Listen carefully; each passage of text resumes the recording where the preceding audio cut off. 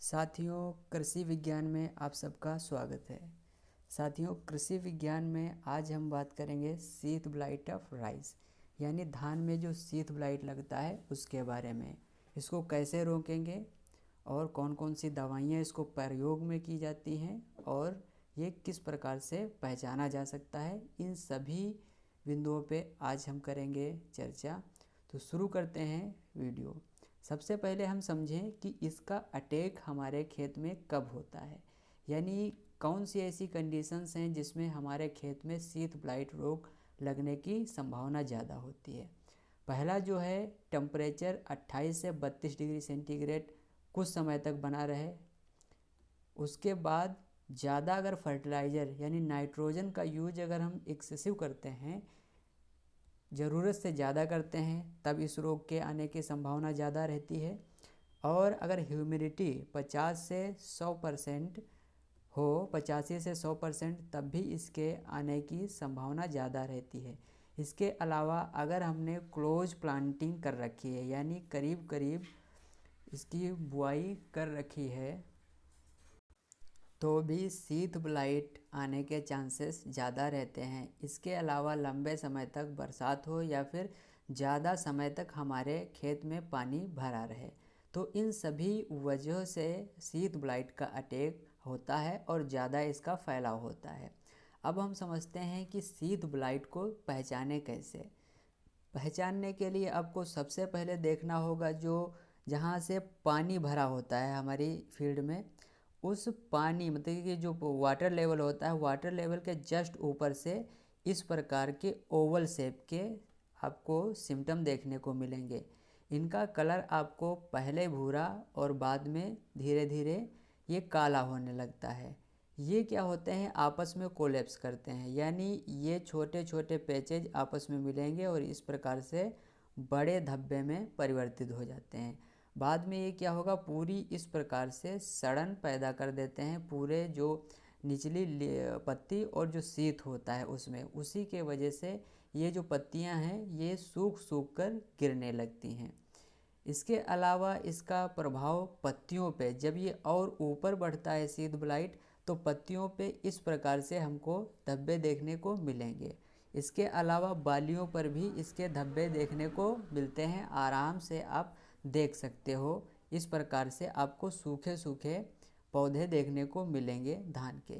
इसके अलावा ये इस प्रकार से ऐसा लगेगा कि जला हुआ एरिया हमको दिख रहा है खेत में। जबकि BLB बैक्टीरियल लीफ ब्लाइट होता है, वो रोग ज़्यादा जले हुए प्रतीत दिखाई कर देता है, यानी ये कम दूरी पे मालूम देगा मगर वो पूरे के पूरे एरिया को कवर कर लेता है। बस इतना अंतर है शीत ब्लाइट और बैक्टीरियल लीफ ब्लाइट में। वैसे जो हमारा बैक्टीरियल लीफ ब्लाइट है, उसके बाद जो सबसे डेंजरस डिजीज़ है वो शीत ब्लाइट है।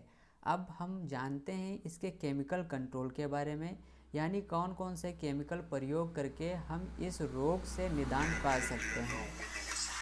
तो इसके केमिकल कंट्रोल के बारे में सबसे पहले हम जो ओल्ड केमिकल्स हैं उसके बारे में जानेंगे। ओल्ड केमिकल्स का प्रभाव थोड़ा कम समय तक रहता है, मगर हाँ इफ़ेक्टिव हैं। सबसे पहले हम जानते हैं डाइफेनकोनाजोल। ये 25% EC का मार्केट में अवेलेबल होता है। इसकी 50 ml दवा को 100 लीटर पानी में मिलाकर छिड़काव करना चाहिए। सिंजेंटा स्कोर नाम से बनाता है, अडामा ओलेंडर नाम से बनाता है। दूसरा जो केमिकल है वो हेक्साकोनाजोल।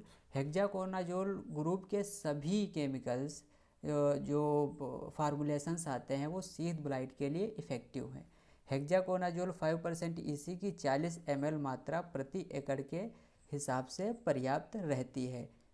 ये बायोस्टेट ट्रिगर नाम से बनाता है, टाटा कंटाफ नाम से बनाता है और कोइंडोक्राफ्ट सॉल्यूशंस कोनाजोल नाम से बनाता है। अगला जो हेक्साकोनाजोल वो था EC, और ये क्या है 5% SC सोल्यूबल कंसनट्रेट। इसकी 200 ml मात्रा प्रति 100 लीटर में घोलकर स्प्रे करना चाहिए। धान का इसको हेक्साधान प्लस नाम से, अडामा इसको मैनेक्स SC नाम से, और हिंदुस्तान बायोटेक इसको प्राइम प्लस नाम से, और टाटा कंटाफ प्लस नाम से इसको बनाता है। अगला जो केमिकल है वो भी हेक्साकोनाजोल है। उसकी 75% WP की 28 से 30 ग्राम मात्रा प्रति एकड़ के हिसाब से पर्याप्त रहती है। जैसे जैसे ये फार्मूलेशंस बढ़ेगा वैसे वैसे जो डोज है वो कम होती जाती है। इसको बनाने वाली कंपनियां जो सिक्को इंडस्ट्रीज है वो टॉप 75 नाम से बनाती है।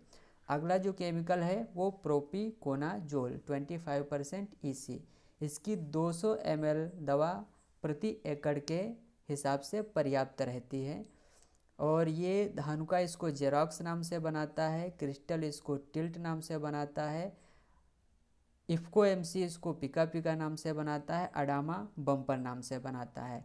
अगर हेक्साकोनाजोल, प्रोपिकोनाजोल, वेलिडामाइसिन इस प्रकार के जो ये केमिकल्स हैं इनके बारे में बहुत ज़्यादा जानकारी चाहिए तो ऊपर यहाँ आई बटन पे हम लिंक दे देंगे या फिर नीचे डिस्क्रिप्शन बॉक्स में इसका लिंक दे देंगे, वहाँ से आप देख सकते हो।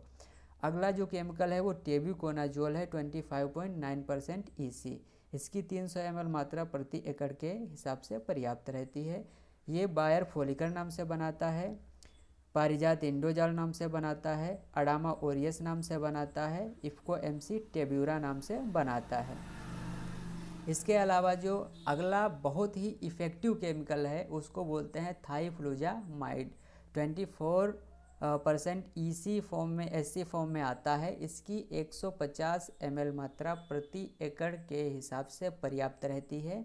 इसको बनाने वाली कंपनी इफ़को MC नोजावा नाम से बनाती है और जो इंसेक्टिसाइड इंडिया लिमिटेड है वो पल्सर नाम से बनाती है। ये बहुत ही फेमस, पल्सर बहुत ही फेमस दवा है सीड ब्लाइट के कंट्रोल करने के लिए।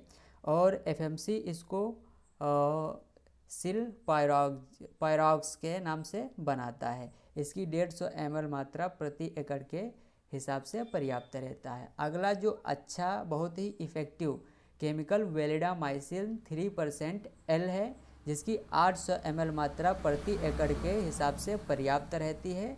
यानी 800 ml दवा को प्रति एकड़ के हिसाब से आप छिड़काव कर सकते हैं। वेलिडामाइसिन को अतुल पोलेन नाम से बनाता है, सुमिटोमो वेलिडा नाम से बनाता है और अडामा वेलिगान नाम से बनाता है। इसके अलावा जो अगला केमिकल है वो एजॉक्सीस्ट्रोबिन 18.2% और डाइफेनकोनाजोल 11.4% EC।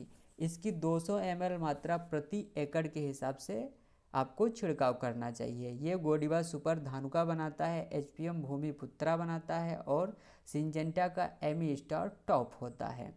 उसके अलावा एजॉक्सीस्ट्रोबिन और प्रोपिकोनाजोल इसका 200 ml मात्रा प्रति एकड़ के हिसाब से पर्याप्त रहती है।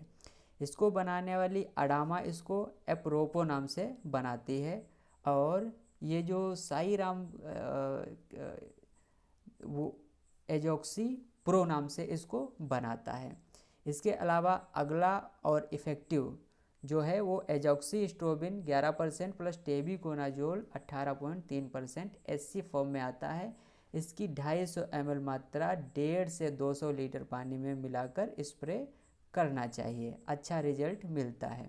धानुका इसको स्पेक्ट्रम नाम से बनाता है और इफ़को MC इसको सुकोयाका नाम से बनाती है और अडामा इसको कस्टोडिया नाम से बनाता है। कस्टोडिया भी एक बहुत फेमस प्रोडक्ट है सीड ब्लाइट के लिए।